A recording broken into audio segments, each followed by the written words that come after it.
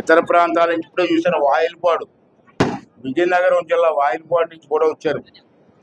ఎంత సరదాగా వచ్చారు, చాలా దూరం నుంచి వచ్చారు. ఎడ్ల పందాలు సాధారణంగా మాడుగులు ఏరియా, చోడవరం ఏరియా, అక్కడ కృష్ణా జిల్లాలోనే బాగా జరుగుతూ ఉంటాయి. మన ప్రాంతంలో తక్కువ. ఎప్పుడో ఒకసారి నేను మైదాం పండగకి పెట్టాను ఇక్కడే బలిగట్టింది, ఆ ఏరియాలో పెట్టాం.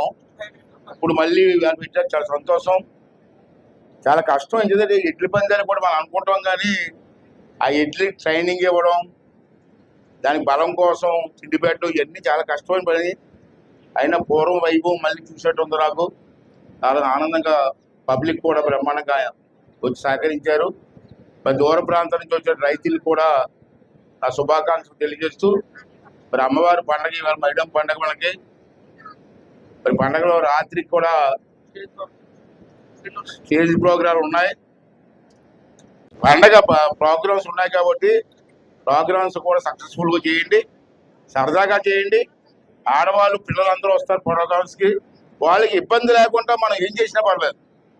ఆడవాళ్ళని పిల్లల్ని ఇబ్బంది పెడితే పండగ ఏంటి? అంటే 3 సంవత్సరాలకు ఒకసారి వస్తుంది పండగ, 2 ఇయర్స్కి ఒకసారి.